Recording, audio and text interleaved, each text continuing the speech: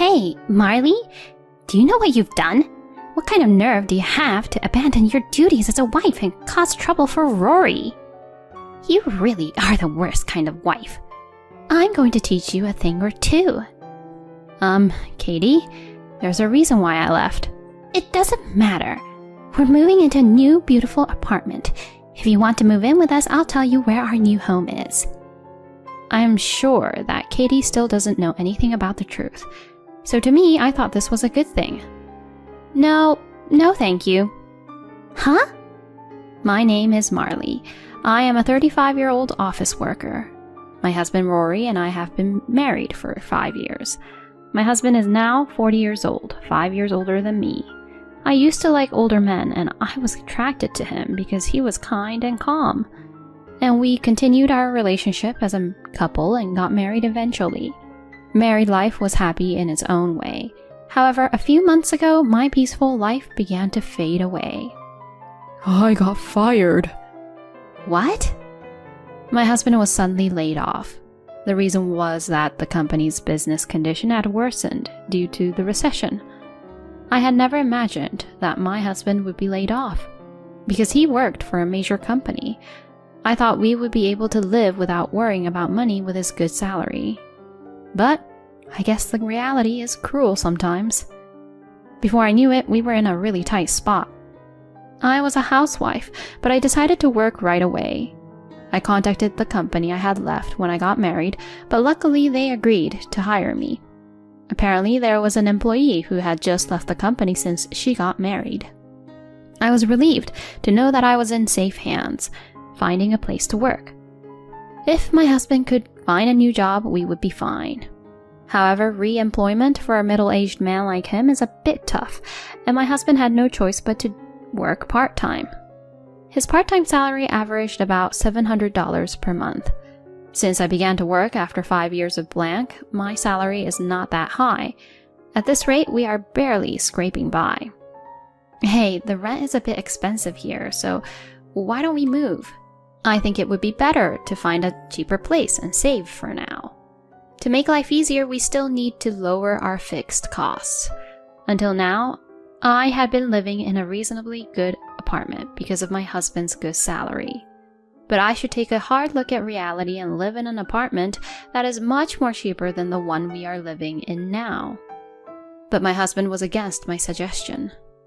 No, we're not moving from here. What? Why not? If we move to a smaller and cheaper apartment than where we're living right now, my mother will ask me the reason, you know? I didn't understand what he meant. Why don't you just tell the truth to your mother? That we were having a hard time making ends meet because you got laid off due to the recession. When I said that, my husband's face turned red and he raised his voice. Stop it. Don't ever tell my mother that I got laid off. We can pay the rent with your salary and my earnings. So why don't we just leave it as is? I was surprised and disappointed at the same time.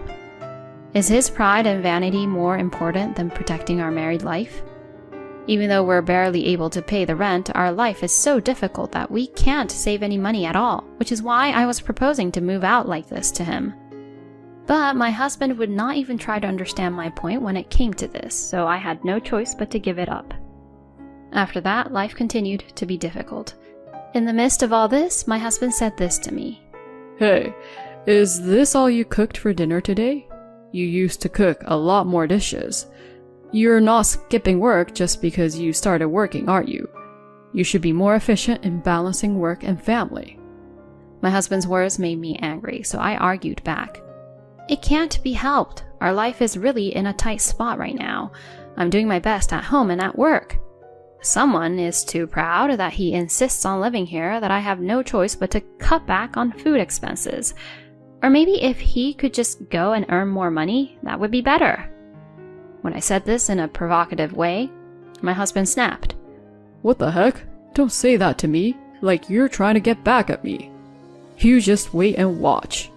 I'll get another job at a major company and earn more money than you. That's how angry my husband was. I thought he was being annoying, but I convinced myself that if this had motivated my husband, that was fine.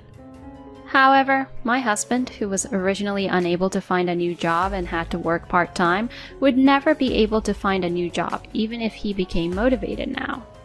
I could understand if he studied a lot and got different qualifications or something like that to prove his skills, but he didn't do anything like that. He just worked part-time.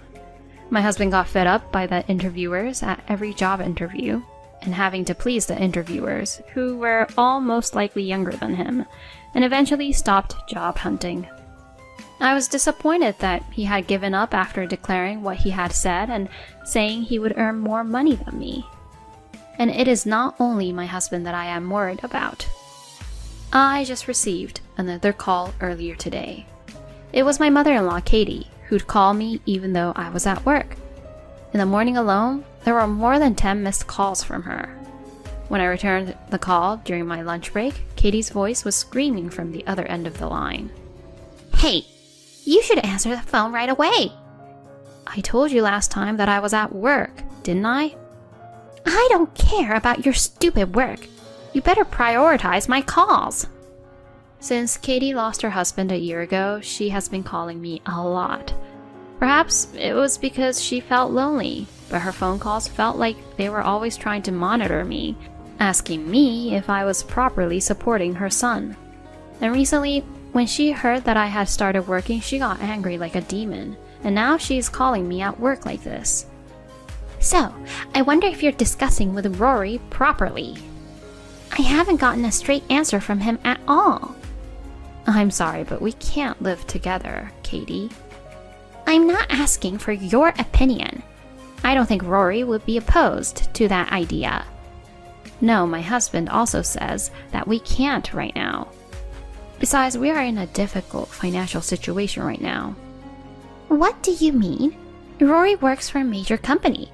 He's well paid, so he should be able to afford to live." I am always at a loss for words when she'd say things like that to me. I'm not allowed to tell Katie about Rory being laid off, so he can't tell her the truth either.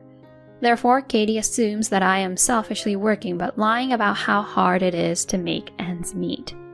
Katie's phone calls are insistent, not only when I am at work, but also when I am home in the evening. "Generally speaking, a wife should make it her priority to support her own husband, and taking care of her husband means taking care of his mother too.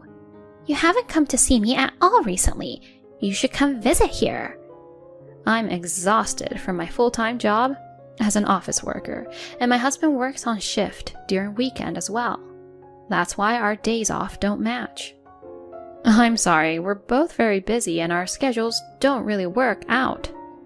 "I don't care about your schedule. Besides, Rory is off on weekends, right? He can come either way." Katie must be very frustrated with me because she kept insisting us to visit her.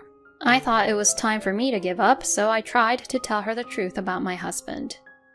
"No, my husband is currently working on weekends and..." "Huh? What do you mean?" "Actually..."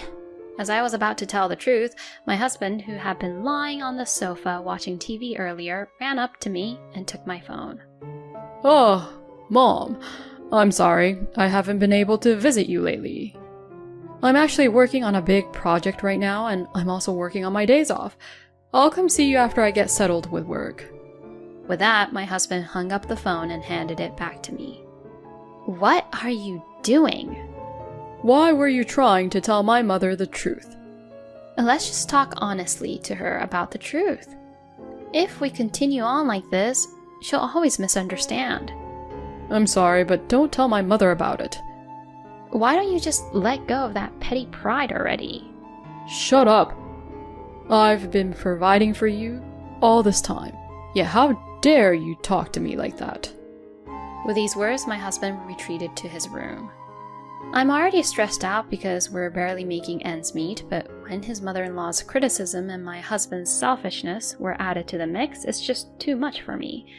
My husband says his job is too much work and does not do any housework. He works on weekends and once or twice a week during the weekdays. Since he's capable of working, I would like to see him increase his income by taking on other part-time jobs or a full-time job. Or I want him to learn how to take care of the house and take the initiative to do the chores.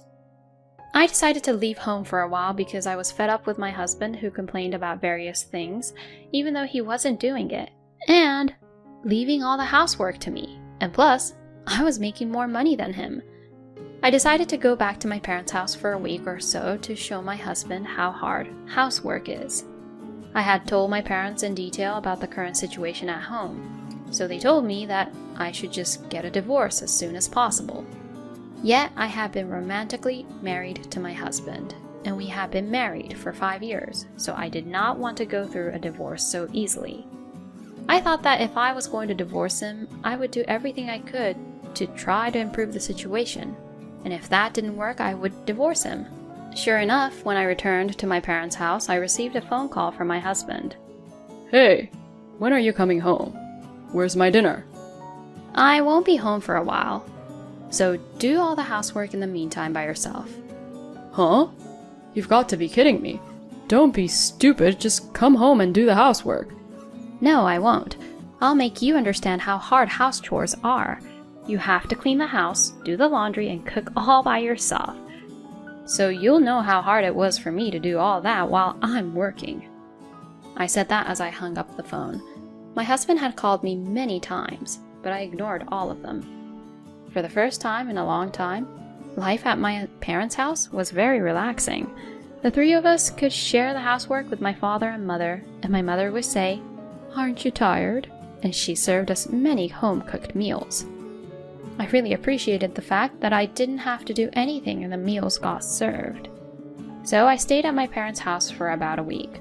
I really wanted to stay a little longer, but my parents' house is quite far from my workplace, and it takes me an hour and a half each way to commute, which is hard, and I thought it was about time my husband understood how hard housework is. Then I came home for the first time in a long time. I was worried that it might be dirty, but the rooms were cleaner than I had expected. But I felt somewhat uneasy. Could it be? I went to check my husband's room and found that the clothes and suitcases in his closet were gone. I thought to myself, he must have gone to his parents' place. I thought so and called my husband. Oh, you're calling me now, huh? Where are you right now? I'm at my parents' house. You went to your parents' house right after I left, is that right? That's right. What are you doing? That doesn't make any sense. You shouldn't have left in the first place, right? I'm already angry. I'm not going back to that house. What do you mean? I'm going to live with my mom. You mean you're going back to your parents' house? Yeah, and I'm not just going back. I'm moving into a new apartment with her. What? I didn't understand what he meant. As I was at a loss for words, the voice on the phone changed. Hey, Marley?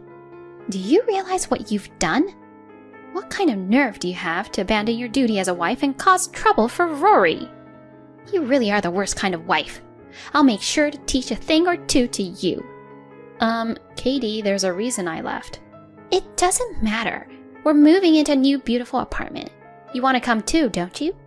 If you want to move in with us, I'll tell you where our new place is. I am sure Katie still doesn't know anything about the real truth. To me, I thought this was a great opportunity. No thank you. Huh?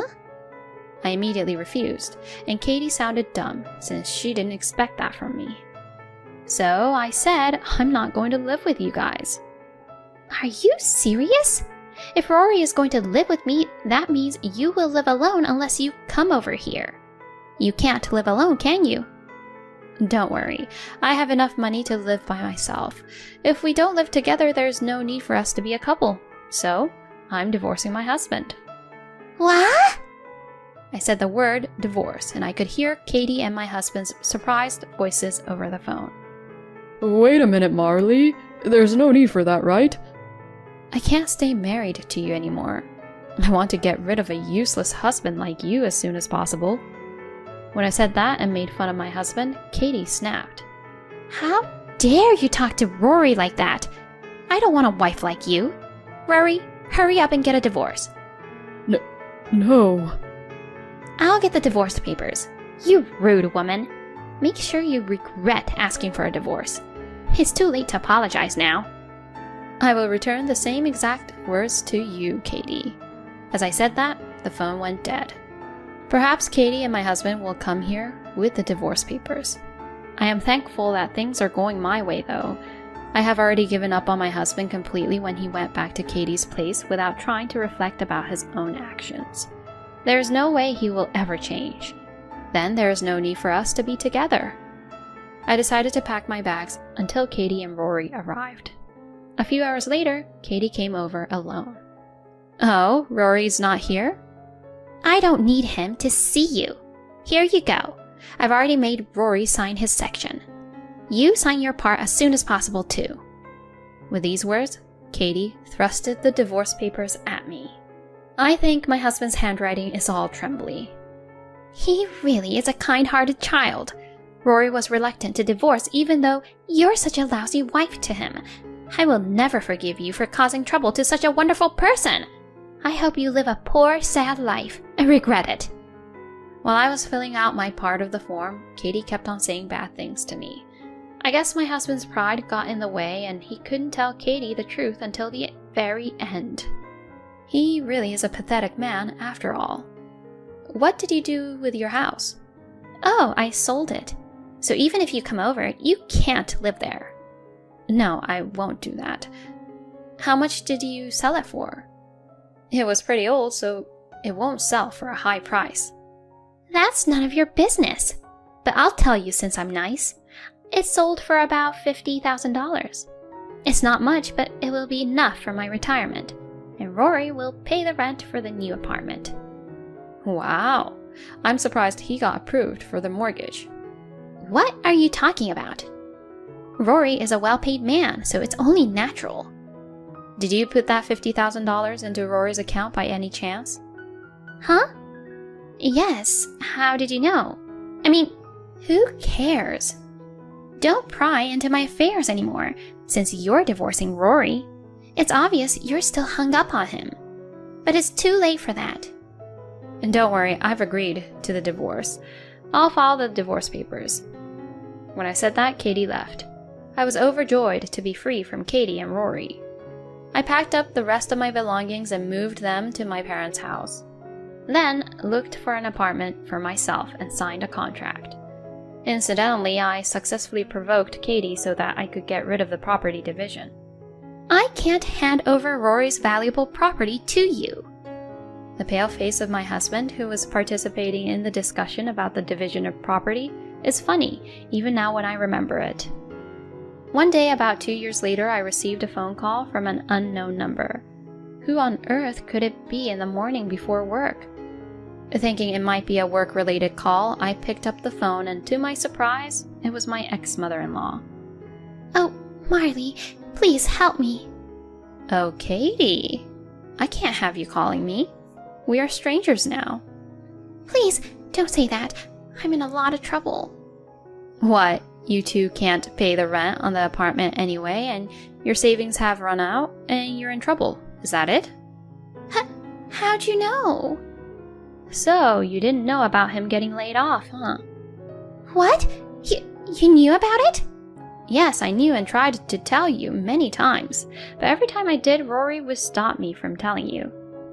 Oh, I didn't realize that. I'm sorry, Marley, I didn't know anything. I apologize. So, will you come back again? I don't want to. That man would never change no matter how much I tell him. You have always bullied me too. I don't want to spend time with people like you two again. Please, don't say that. I don't have anything to eat anymore and I'm really at my wit's end. According to Katie, my husband has been paying rent out of the $50,000 that she got from selling the family home without telling her about him being laid off, because he has been trying to look good to her. He thought Katie would get suspicious if he didn't show her how extravagant he was sometimes, so he went on expensive shopping sprees and also treated her out to expensive meals.